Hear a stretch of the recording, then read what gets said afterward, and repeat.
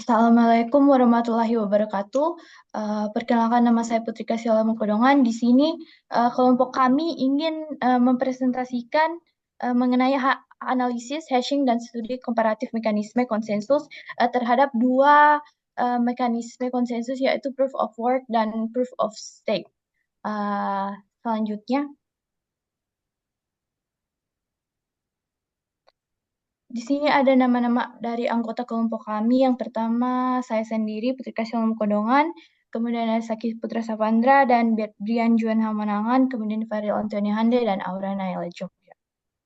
Selanjutnya, nah di sini saya akan membahas mengenai fungsi hashing. Yang pertama adalah hashing adalah proses mengubah data menjadi kode unik dengan panjang yang tetap.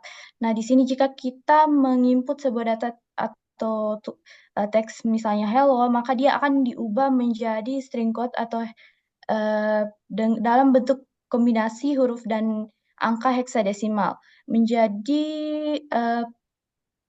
sesuai algoritma yang kita pakai, misalnya algoritma SH256, maka dia memiliki 64 karakter.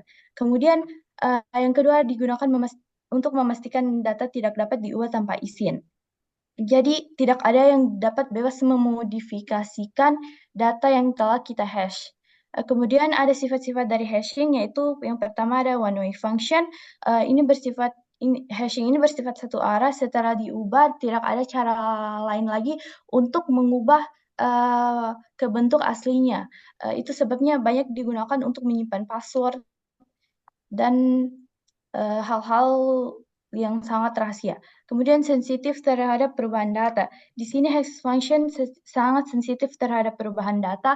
Misalnya kita memiliki data teks halo, maka hashnya akan berbeda total jika kita memiliki teks dengan hello. Itu hasil hashnya bisa benar-benar berbeda total dari meskipun memiliki dari huruf yang sama. Kemudian outputnya berukuran tetap. Di sini outputnya berukuran tetap berarti hasil hashing selalu berukuran tetap sesuai dengan algoritma yang digunakan. Misalnya kita menggunakan SH256, maka ukuran dari karakternya itu 64 karakter. Kemudian contoh algoritma yang paling banyak digunakan dalam era modern ini adalah SH256 karena sangat kuat terhadap serangan brute force dan collision. Algoritma ini juga banyak digunakan pada Bitcoin dan keamanan password. Selanjutnya. Oke, selanjutnya saya akan membahas implementasi hashing menggunakan Python. Sebelumnya perkenalkan nama saya Zaki Putra Sapantra dengan NIM April 51230111. Nah, jadi di slide ini saya akan membedah implementasi dari hashing menggunakan Python. Seperti yang terlihat di slide, ada gambar kode dan outputnya. Nah, di sini saya akan bahas kodenya dulu. Kita mulai dengan mengimport modul hashlib atau pustaka kriptografi standar di Python. Eh, Dia menyediakan akses ke berbagai algoritma aman, kayak SH256. Terus kita mendefinisikan input yaitu string. Blockchain memastikan keamanan data, yang kalau dalam konteks nyata itu, ini bisa kita anggap sebagai representasi dari kumpulan transaksi dalam sebuah blok. Nah, terus selanjutnya, yang kode data encode, di situ kita melakukan serialisasi string menjadi format bytes.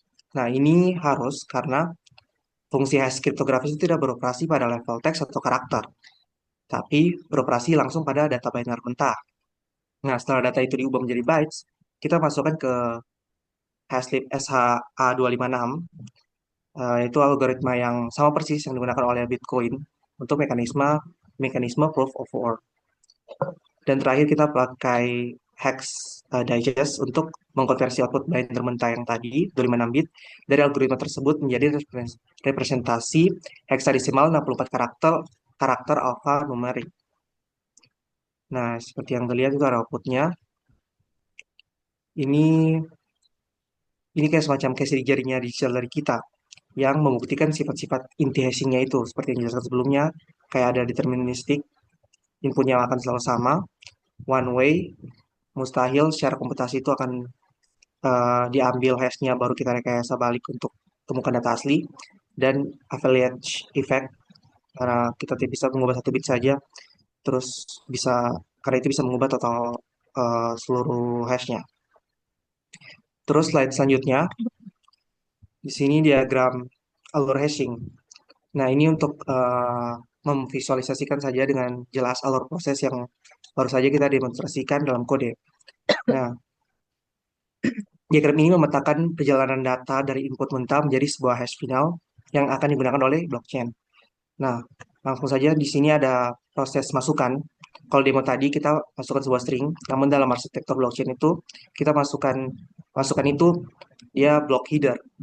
Nah, kalau block header ini itu metadata kompleks yang berisi beberapa komponen termasuk hash dari blok sebelumnya. Marker root itu merupakan hash ringkasan dari sebuah transaksi dalam blok dan timestamp. Dan kalau di POW ada nonce-nya juga. Untuk keseluruhan block header ini akan melalui tahap konversi ke bytes yang identik dengan langkah seperti yang tadi data encode yang kita lihat tadi. Di mana semua data metadata itu diserialisasi menjadi satu aliran data bytes mentah. Nah, aliran bytes ini kemudian kayak diumpankan ke inti proses, yaitu proses SH256 yang merupakan eksekusi dari hashlib itu SH256 tadi itu sendiri, di mana semua komputasi matematis kompleks terjadi. Nah, proses ini menghasilkan output hash 256 yang merupakan output biner mentah. Namun karena format biner ini sulit dibaca dan digunakan, ia diformat ulang melalui representasi heksadesimal yang setara dengan fungsi yang tadi hex.hexdigest yang mengubah 256 bit tadi itu menjadi biner 64 karakter hex. Nah, hasil akhirnya ini itu hasil hash unik dan tidak dapat dibalik. Nah, hash ini kalau itu dia menjadi identitas unik dari blok tersebut kayak jadi jawabannya yang dicari oleh miner dalam proof of work yang dia kayak jadi rantai yang mengikat blok ini ke blok sebelumnya supaya menciptakan struktur yang immutable. Oke, selanjutnya akan dibahas teman saya.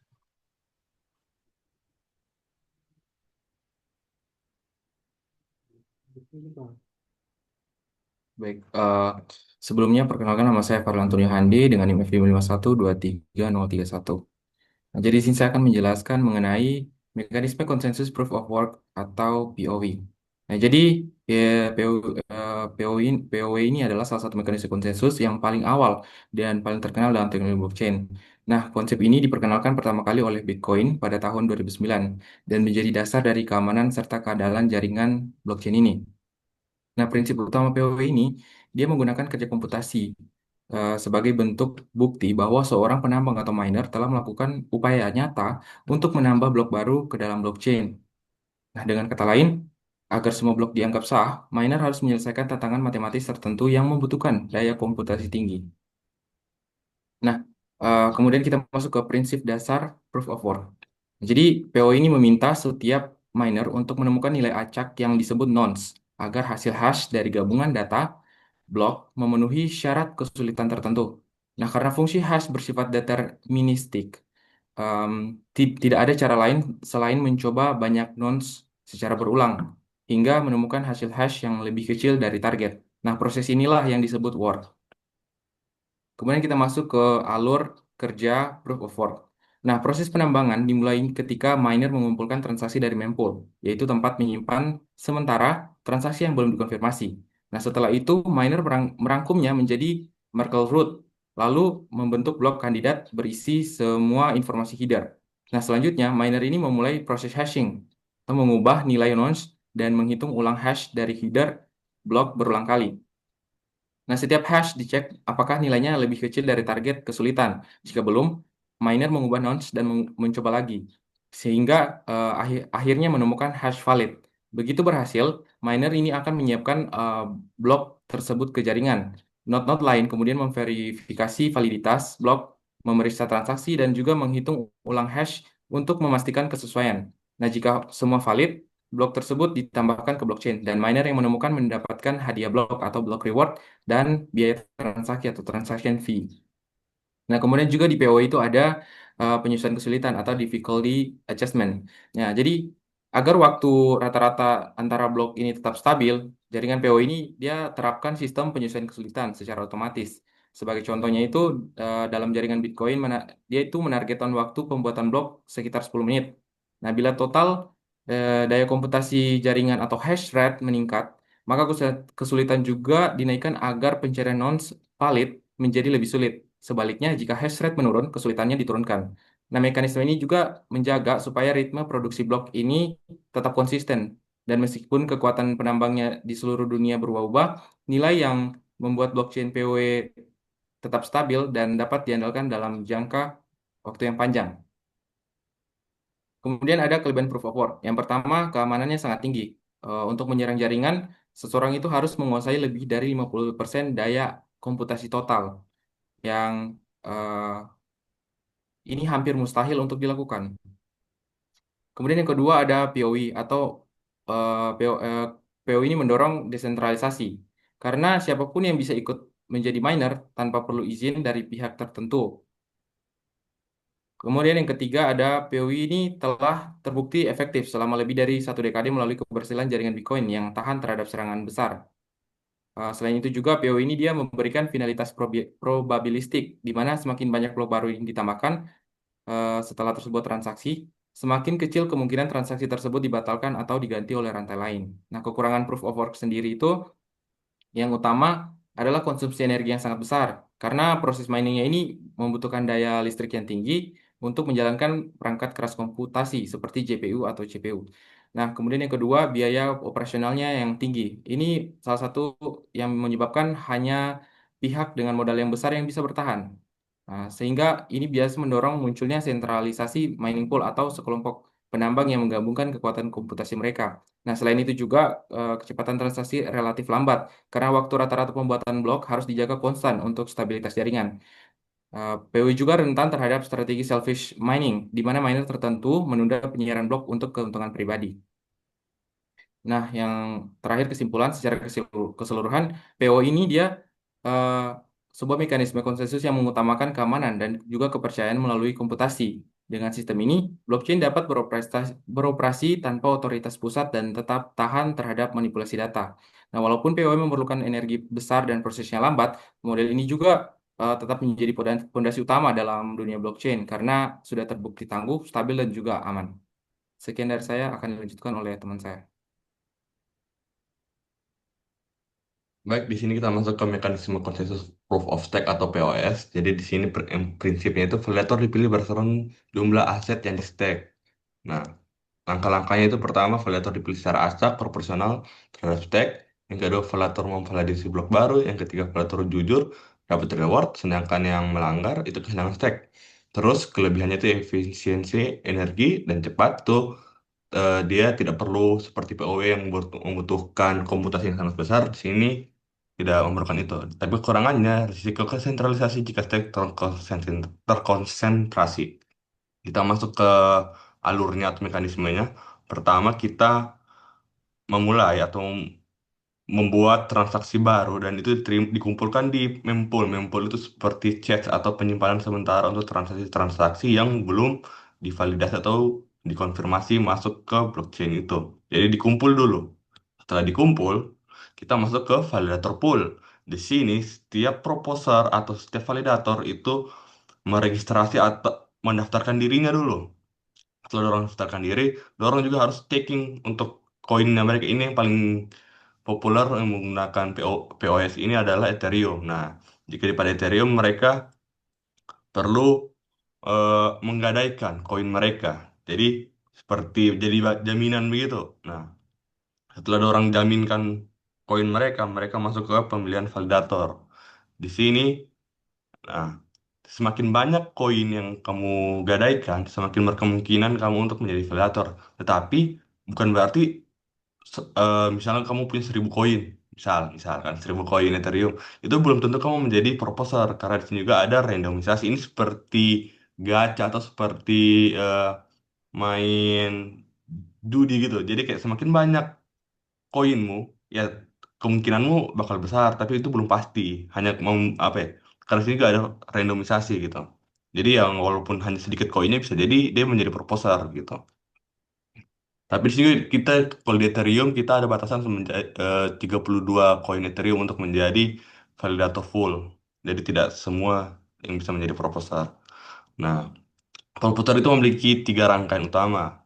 Yang pertama itu dia menyusun blok kandidat, yang kedua dia menghitung marker root, yang ketiga dia mendatangani dan menyiarkan proposal. Jadi setelah dia susun bloknya, terus dia hitung marker root ini seperti ringkasan ledger booknya gitu. Jadi ringkasan dari buku besarnya. Jadi beberapa blok yang sudah terbuat sebelumnya itu hashingnya dikumpulkan, misalnya blok A dan blok B hashingnya digabung menjadi satu, terus di hashing lagi blok C, D, dan seterusnya, itu jadi menjadi ringkasan bloknya itu. Terus di sini nanti ada signature, digital signature, dia akan dia akan buat tantangan digital dalam bentuk hash, terus dia akan broadcast ke node-node lain. Iya, menyiarkan proposal. Terus di sini ada attestation. Validator lain memverifikasi transaksi dan struktur blok, lalu mengirimkan suara. Nah, jadi validator yang tidak menjadi proposal itu akan menjadi seperti suaranya apa ya? Seperti pengawas begitu. Jadi kalau kau setuju, kau angkat tangan. Kalau misalnya tidak setuju ya, kau tidak ini. Suaramu itu diperlukan untuk di POS ini.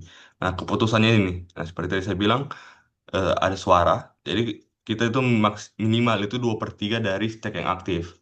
Jadi kalau misalnya bloknya itu melebihi 2/3 atau 67%, maka blok itu akan terbentuk dan setiap proposer itu atau setiap validator diberikan reward. Reward ini biasa dalam bentuk koin Ethereum. Kalau misalnya menggunakan Ethereum. Nah, jika sudah, proses dibubarkan, reward dibagikan, dan jika terdapat perilaku malisius, lakukan slashing. Nah, slashing ini penghapusan Ethereum ya, jadi koinnya itu hilang. Jadi jaminanmu itu hilang kalau misalnya kamu melakukan penipuan atau melakukan kecurangan. Seperti itu. Untuk selanjutnya dijelaskan oleh teman saya.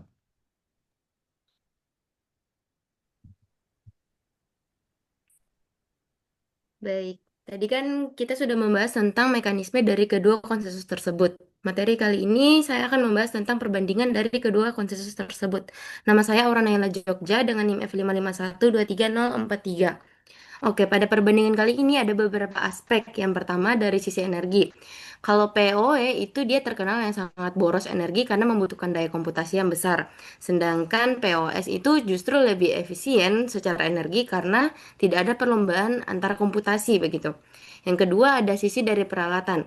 Dalam sistem PoE dibutuhkan perangkat keras khusus yang dibutuhkan hanya seperti GPU dan AISC.